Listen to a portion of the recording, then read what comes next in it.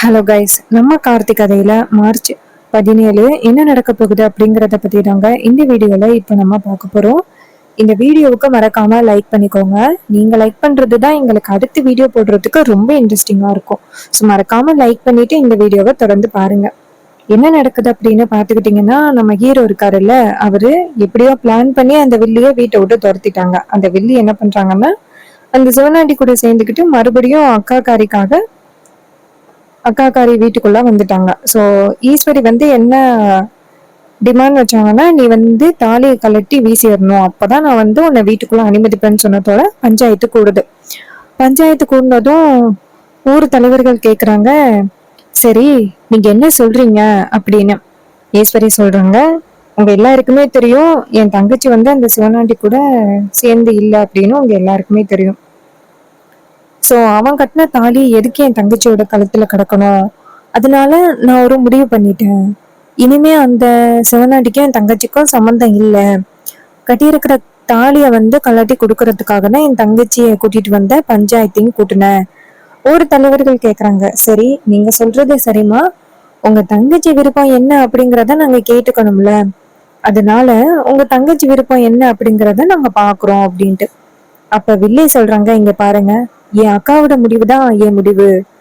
எனக்கு வந்து அந்த சிவனாண்டி கூட வாழ்றதுக்கு பிடிக்கல. அதனால நான் வந்து பஞ்சாயத்துல உறவை முடிச்சுக்கிறதுக்காக தான் வந்திருக்கேன் அப்படின்னு சொல்றாங்க. அப்ப கரெக்டா வந்து அந்த இடத்துக்கு சிவனாண்டி வராரு. சிவனாண்டி நடக்கிறத பார்த்துட்டு அதிர்ச்சி ஆகுறாரு.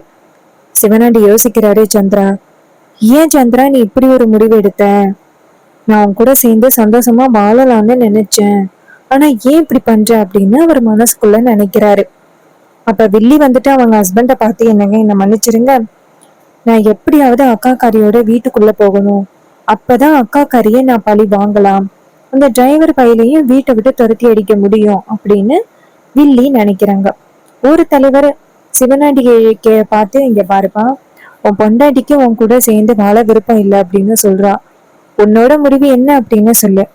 சிவனாண்டி சொல்றாரு, அவளுக்கே என் கூட சேர்ந்து வாழ விருப்பம் இல்லை அப்படின்னா சொன்னா ஏன் அவளை ஃபோர்ஸ் பண்ண போறேன், நீங்க பண்ற மாதிரியே பண்ணுங்க அப்படின்னு.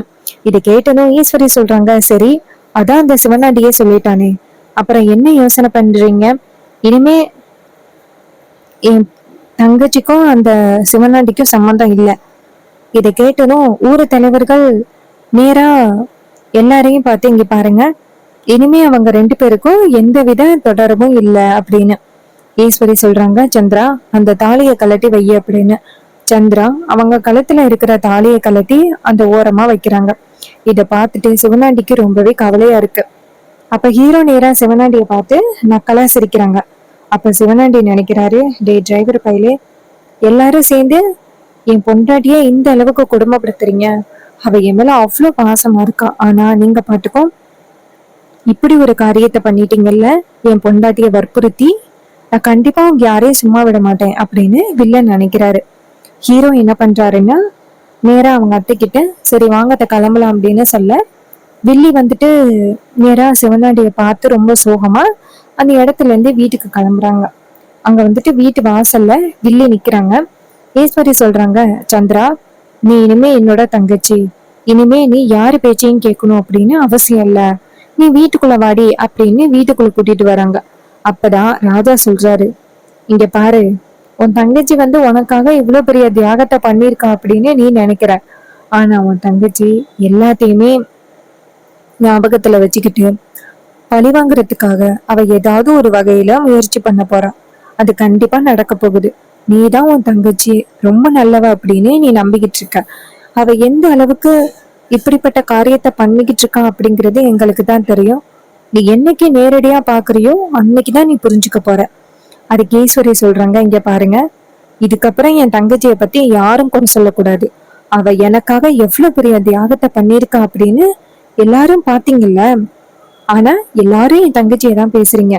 சந்திரா நீ கவலைப்படாத, நான் உனக்கு எப்பவுமே வந்துட்டு சப்போர்ட்டா இருப்பேன், எப்பவுமே வந்துட்டு உனக்கு வந்துட்டு ஆறுதலா இருப்பேன், நீ கவலைப்படாத. இதை கேட்டதும் சந்திரா சொல்றாங்க, அக்கா நீ எப்பவுமே எனக்கு ஆறுதலா இருப்ப அப்படின்னு எனக்கு தெரியும்க்கா அப்படின்ட்டு.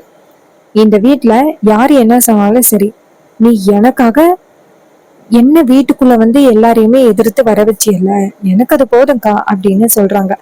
அதுக்கப்புறமா ஈஸ்வரி சொல்றாங்க, சரி சந்திரா, நீ போயிட்டு ரெஸ்ட் எடு.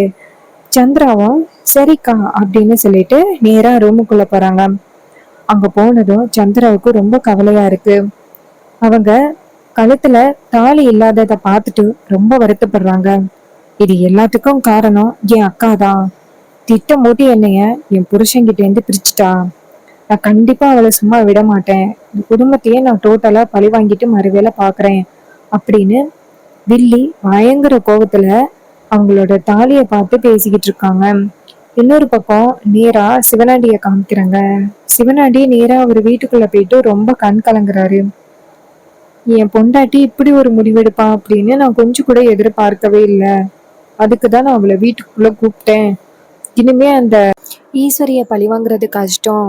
நீ வந்துட்டு வந்துரு வீட்டுக்கு அப்படின்னு சொன்னேன். ஆனா அவ கேட்கவே இல்லை. எனக்காக அந்த குடும்பத்தை பழி வாங்கி ஆகணும் அப்படிங்கிறதுக்காக அவ இவ்வளோ பெரிய தியாகத்தை பண்ணியிருக்கா. அவளை நினைச்சு பார்த்தா எனக்கு ரொம்ப கஷ்டமா இருக்கு அப்படின்ட்டு அவரு ரொம்ப ஒரி பண்றாரு. அப்பதான் முத்து சொல்றாரு, மவனே, இது எல்லாத்துக்கும் யாரு தெரியுமாடா காரணம்? அந்த ஈஸ்வரி. அவளை இதுக்கு மேலேயே சும்மா விடணும் அப்படின்னு நீ நினைக்கிறியா? உன்னையும் சந்திராவையும் பிரிச்ச அவளை இனிமே விடக்கூடாதுடா அப்படின்னு. இதை கேட்டதும் சிவனாண்டி சொல்றாரு, ஆமா சித்தப்பா, அவ இருக்கிற வரைக்கும் தானே இவ்வளோ பிரச்சனை. நான் அவளை காலி பண்றேன் அப்படின்னு பிளான் பண்றாங்க. அப்ப நம்ம முத்து சொல்றாரு, மவனே நீ கவலைப்படாத, சிறப்பான ஒரு பிளான் பண்ணிடலாம் அப்படின்னு. இன்னொரு பக்கம் வில்லி வந்துட்டு நேராக அவங்க ஹஸ்பண்டுக்கு கால் பண்ணுறாங்க. அதுக்கு வில்லன் ஃபோனை பார்த்துட்டு, சந்திரா தான் ஃபோன் பண்ணுறா. அவள் ஃபோனை அட்டன் பண்ணுறதுக்கு எனக்கு ரொம்ப கஷ்டமாக இருக்குது. என்னால் தானே அவள் இவ்வளோ கஷ்டப்பட்டுக்கிட்டு இருக்கா. என்னை எப்படியாவது ஊர் தலைவன் ஆக்கணும் அப்படிங்கிறதுக்காக தானே இவ்வளோ கஷ்டப்பட்டுக்கிட்டு இருக்கா அப்படின்னு ரொம்ப ஒரி பண்ணுறாரு. அப்போ முத்து சொல்கிறாரு, மவனை பேசுடா, இந்த நேரத்தில் நீ சந்திராவுக்கு ஆறுதலாக இருக்கணும், அட்டன் பண்ணி பேசுடா அப்படின்னு. சிவனாண்டியும் சிரிச்சித்தப்பா அப்படின்னு சொல்லிட்டு ஃபோனை அட்டன் பண்ணுறாங்க. அப்போது வில்லி வந்துட்டு அழுகுறாங்க. சிவனாண்டி சொல்கிறாரு, சந்திரா அழாத சந்திரா, நீ அழுகிறத கேட்கும் பொழுது மனசுக்கு ரொம்ப கஷ்டமாக இருக்குது. எனக்காக தான் நீ இவ்வளோ பெரிய தியாகத்தை பண்ண அப்படிங்கிறது எனக்கு நல்லாவே தெரியும். தயவு செஞ்சு அழாத சந்திரா அப்படின்னு சொல்ல, சந்திரா சொல்கிறாங்க, இல்லைங்க, அக்கா வந்துட்டு என்னை எப்படி ஒரு முடிவு எடுக்க வைப்பா அப்படின்னு நான் எதிர்பார்க்கவே இல்லை. சாதாரணமாக வீட்டுக்குள்ளே போயிடலாம் அப்படின்னு நினச்சேன். ஆனால் அவள் டக்குன்னு எனக்கு இப்படி ஒரு செக் வச்சுட்டா. ஸோ மறுபடியும் நான் வீட்டுக்குள்ளே போகணும், அவளை பழி வாங்கணும், இந்த டிரைவர் பையில துரத்தி அடிக்கணும் அப்படின்னா இப்படி ஒரு முடிவை எடுத்துதான் ஆகணும் அப்படிங்கிறதுக்காக நான் சரின்னு சொல்லிட்டேன். என்னை மன்னிச்சிருங்க, உங்களை அந்த நிலைமையில என்னால பார்க்கவே முடியல. அதுக்கு அவரு சொல்றாரு, சந்திரா, எனக்காக தான் நீ இவ்வளோ பெரிய தியாகத்தை பண்ணியிருக்க அப்படிங்கிறது நல்லாவே தெரியும். இந்த அளவுக்கு நம்மளை கஷ்டப்படுத்துற அந்த குடும்பத்தை நம்ம சும்மா விடக்கூடாது. அப்ப சந்திரா சொல்றாங்க, ஆமாங்க, இந்த அளவுக்கு கஷ்டப்படுத்துற அந்த குடும்பத்தை நான் கண்டிப்பா சும்மாவே விடமாட்டேன் அப்படின்னு சொல்லி பேசுறாங்க. அப்ப நம்ம வில்லி சொல்றாங்க, சரிங்க, நான் பேசுறதையும் அந்த டிரைவர் பையன் ரெக்கார்ட் பண்ணி அக்கா கிட்ட காமிச்சு மறுபடியும் ஏதாவது பிரச்சனை பண்ணுவான். ஸோ இனிமே நம்ம கொஞ்சம் அலர்ட்டா இருக்கணும்.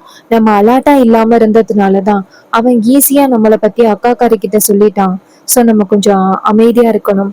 இதை கேட்டதும் அவரு சொல்றாரு, சரி சந்திரா அப்படின்னு சொல்லிட்டு அவரு போனை கட் பண்றாரு. அப்ப சந்திரா நினைக்கிறாங்க, ஏ டிரைவர் பையில, இது எல்லாத்துக்குமே காரணம் நீ தாண்டா. நான் கண்டிப்பா உன்னை சும்மா விட மாட்டேன். என்னை எப்படி என் புருஷன்கிட்ட இருந்து பிரிச்ச ஊர் பஞ்சாயத்தை கூட்டி, இன்னும் கொஞ்ச நாள்ல உனக்கும் உன் பொண்டாட்டிக்கும் விவாகரத்து நடக்க போகுது. சோ அப்ப உன் பொண்டாட்டி கிட்ட இருந்து உன்னை பிரிச்சு நான் காமிக்கிறேன்டா அப்படின்னு வில்லி நினைக்கிறாங்க. இன்னொரு பக்கம் நம்ம ஹீரோ வந்துட்டு நேரா மயிலு கிட்ட, கண்டிப்பா அவங்க மறுபடியும் இந்த வீட்டுக்குள்ள வந்திருக்காங்க அப்படின்னா ஏதாவது ஒரு வகையில பிரச்சனை பண்றதுக்காக தான் வந்திருப்பாங்க. சோ நம்ம இந்த மாதிரி விஷயத்த பண்ணுவோம் அப்படின்னு தெரிஞ்சு கொஞ்சம் அலர்ட்டா இருப்பாங்க. ஸோ நம்ம கொஞ்சம் வந்துட்டு அலர்ட்டா இருக்கணும். அவங்க என்ன பண்ணாலும் எல்லாத்துக்குமே தயாரா இருக்கணும். அதுக்கு மயிலு சொல்றாரு, ஆமா சகல, நீங்க சொல்றது சரிதான். கண்டிப்பா சின்னத்த வீட்டுக்குள்ள வந்திருக்காங்க அப்படின்னா ஒரு பெரிய திட்டத்தோட தான் வந்திருக்காங்க. அவங்கள பொறுத்த வரைக்கும் அத்தைய எப்படியாவது காலி பண்ணணும். அதுதான் அவங்களோட முதல் திட்டமே. இந்த வாட்டி அவங்க என்ன ட்ரை பண்ணாலும் எதுவும் நடக்கிறதுக்கு வாய்ப்புகள் இல்லை. சகல, நீங்க கவலைப்படாதீங்க சகல, நான் பாத்துக்கிறேன் அப்படின்னு. இதை கேட்டதும் நம்ம ஹீரோவும் சரி அப்படின்னு சொல்றாரு. அதுக்கப்புறமா வில்லனா காமிக்கிறாங்க. வில்லன் வந்துட்டு நேரா முத்து கிட்ட, இங்க பாருங்க மாமா, சித்தப்பா, கண்டிப்பா நான் அந்த ஈஸ்வரிய விட மாட்டேன். நாளைக்கு காலையில ஈஸ்வரிய நான் காலி பண்றேன். முத்து சொல்றாரு, சரி மவனே, நான் உனக்கு எல்லாத்துக்குமே துணையா இருப்பேன் அப்படின்ட்டு. இன்னொரு பக்கம் ஈஸ்வரி இருக்காங்கல்ல, அவங்க ரொம்ப முக்கியமான ஒரு செங்கல் சூளை சம்பந்தமா கிளம்புறாங்க. அப்ப வில்லிக்கு இந்த விஷயத்த பத்தி தெரியாது. அந்த சிவனாண்டி இப்ப ஒரு முடிவு எடுத்திருக்கிறது. வில்லி அவங்க அக்காவை பார்த்து, அக்கா, ரொம்ப முக்கியமான ஒரு வேலையா போறியாக்கா, நான் வரல. சோ நான் வந்தா கண்டிப்பா வந்துட்டு நான் ஏதாவது பிரச்சனை பண்ணுவேன் அப்படின்னு நீ நினைப்ப, அதனால நான் வரலக்கா. ஈஸ்வரி சொல்றாங்க, சரி சந்திரா, நீ இரு, நான் போயிட்டு வரேன் அப்படின்ட்டு அவங்க மட்டும் கிளம்புறாங்க. அப்போ மயிலு வந்துட்டு இத பார்த்துட்டு, என்ன இது, அத்தை மட்டும் கிளம்புறாங்க, இதுல வேற ஏதாவது உள்குத்து இருக்குமோ அப்படின்னு ஹீரோ கிட்ட சகல, அத்தை வந்துட்டு கிளம்புறாங்க, ஆனா சின்ன அத்தை வரலன்னு சொல்றாங்க. ஒருவேளை இதுக்கு பின்னாடி ஏதாவது காரணம் இருக்குமோ? அப்ப ஹீரோ சொல்றாரு, விடுங்க, எப்ப பார்த்தாலும் நம்ம சந்தேகப்பட்டுக்கிட்டே இருக்க முடியாதுல அப்படின்னு. உடனே மயிலும் சரிங்க சகல அப்படிங்கிறாங்க. அதுக்கப்புறமா ஈஸ்வரி என்ன பண்றாங்கன்னா, அவங்களோட புது செங்கல் சூளைய பாக்கிறதுக்காக போறாங்க. அங்க போயிட்டு அந்த செங்கல் சூளைய பாத்துக்கிட்டு இருக்காங்க, அங்க யாருமே இல்ல. அப்ப வில்லன் என்ன பண்றாருன்னா, நேரா கையில ஆயுதத்தோட வராரு. வந்துட்டு நேரா ஈஸ்வரி கிட்ட, ஏ ஈஸ்வரி அப்படின்னு சொல்ல, ஈஸ்வரி திரும்பி பாக்குறாங்க. ரவுடிங்க 2 பேர் வந்துட்டு ஈஸ்வரியோட கைய 2 பக்கட்டும் புடிச்சுக்கிறாங்க. அப்ப ஈஸ்வரி சொல்றாங்க, ஏய் என்னடா கோழ மாதிரி நான் மட்டும் தனியா வந்த நேரத்துல இப்படி பண்றியா? அதுக்கு வில்லன் சொல்றாரு, இங்க பாரு, என் பொண்டாட்டி எங்களை அவ்வளவு பாசமா இருந்தா, எங்க 2 பேரையும் நீ பிரிச்சுட்டியல்ல, ஊர் பஞ்சாயத்தை கூட்டி, என் பொண்டாட்டிய பிரிச்ச உடனே நான் சும்மா விட மாட்டேன் அப்படின்னு. இத கேட்டதும் ஈஸ்வரி சொல்றாங்க, ஏய், அவளுக்கு ஒண்ணு சுத்தமா பிடிக்கவே இல்லை, அவளுக்கு உன் கூட வாழ விருப்பம் இல்லை அப்படின்னு தான் ஊர் பஞ்சாயத்துல அத்தனை பேருக்கு முன்னாடி அவ தாலியை கழட்டி வீசினாளே, அப்புறம் என்ன நீ இவ்வளவு தைரியமா பேசுற அப்படின்னு. இதை கேட்டதும் அவரு சொல்றாரு, இங்க பாரு ஈஸ்வரி, கண்டிப்பா நம்ம உன்னை சும்மா விட மாட்டேன் அப்படின்னு கையில ஆயுதத்தை எடுக்க, ஈஸ்வரி சொல்றாங்க, ஏய், உனக்கு வெக்கமா இல்லையா? ரவுடிகளை என்னை பிடிச்சிருக்கிறத விட சொல்லு, என்கிட்ட நேருக்கு நேர் மோது, அதை விட்டுட்டு இப்படி நீ பண்றது உனக்கு வெக்கமா இல்லையா அப்படின்னு கேக்குறாங்க. இதை கேட்டதும் சிவனாண்டி சொல்றாரு, ஏ ஈஸ்வரி, என் பொண்டாட்டிய என்கிட்ட இருந்து பிரிச்சதுக்கு நீ சரியான ஒரு பதில் சொல்லிதான் ஆகணும் அப்படின்னு சொல்லிட்டு சிவனாண்டி பேசுறாரு. இன்னொரு பக்கம் நம்ம ஹீரோ வந்துட்டு அவங்க அத்தைக்கு போன் பண்றாங்க. பார்த்தா ஈஸ்வரியோட போன் வந்து ரீச்சே ஆகல. ஹீரோ நினைக்கிறாரு அத்தைக்கு ஏதாவது பிரச்சனையா இருக்குமோ அப்படின்னு. நேரா மயிலு கிட்ட, அத்தைக்கு ரொம்ப நேரமா கால் பண்றேன், பட் அத்தை போன் எடுக்கவே மாட்டேங்கிறாங்க, ஏதாவது அந்த சிவனாண்டியால பிரச்சனையா இருக்குமோன்னு தோணுது. ஏன்னா நேத்தா ஊர் பஞ்சாயத்துல அவங்க 2 பேருக்கும் எந்தவித சம்பந்தமும் இல்ல அப்படின்னு அறிவிச்சாங்க. சோ இதனால அவர் ஏதோ தப்பான முடிவு எடுத்திருப்பாரோ அப்படின்னு தோணுது. இதை கேட்டதும் மயிலி சொல்றாரு, சகல, எனக்கும் அதேதான் சகல தோணுது, ஒருவேளை தப்பான முடிவு எடுத்திருப்பாங்களோ அப்படின்னு. சரி வாங்க சகல, நம்ம போயிட்டு என்ன ஏதுன்னு பாப்போம் அப்படின்ட்டு ஹீரோவும் சரி அப்படின்னு சொல்லி 2 பேருமே சேர்ந்து செங்கல் சூளைக்கு கிளம்புறாங்க. இன்னொரு பக்கம் வில்லி வந்துட்டு இதை பார்த்துட்டு, என்ன இது, அடுத்தடுத்து கிளம்புறாங்க, ஏதாவது தவறான முடிவு என் புருஷன் எடுத்திருப்பாரோ, ஆகா நேத்துதான் பிரச்சனை நடந்துச்சு, ஒருவேளை அவர் ஏதாவது தவறான முடிவு எடுத்தா அப்புறம் நம்ம பிளான் எல்லாமே சொதப்பிருமே.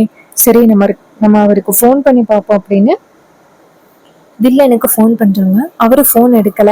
அப்போ முத்துக்கு போன் பண்ண, முத்து போன் அட்டன் பண்ணி, சொல்லு மருமகளே அப்படின்னு சொல்ல, வில்லி கேக்குறாங்க அவரு எங்க இருக்காரு அப்படின்னு. அப்ப முத்து சொல்றாரு, மருமகளே, உங்க 2 பேரையும் பிரிச்சு அந்த ஈஸ்வரிய சும்மா விடக்கூடாது, அதுக்குதான் நாங்க இவ்வளவு பெரிய பிளான் பண்ணிருக்கோம். இது கேட்டதும் வில்லி அதிர்ச்சி ஆகுறாங்க. ஏன் இப்படி முட்டாள்தனமா முடிவு பண்ணீங்க, அந்த டிரைவர் பையனும் மயிலும் வந்துகிட்டு இருக்காங்க அப்படின்னு. இதை கேட்டதும் முத்து ஷாக் ஆகுறாரு. சோ இந்த கதை உங்களுக்கு பிடிச்சிருக்கா? இந்த கதை பிடிச்சிருந்துச்சுன்னா இந்த வீடியோவுக்கு மறக்காம லைக் பண்ணிக்கோங்க. நீங்க லைக் பண்றதுதான் எங்களுக்கு அடுத்த வீடியோ போடுறதுக்கு ரொம்ப இன்ட்ரெஸ்டிங்கா இருக்கும். சோ இதே மாதிரி வேற ஏதாவது ஒரு கதையில பார்ப்போம். தேங்க்யூ ஃபார் வாட்சிங்.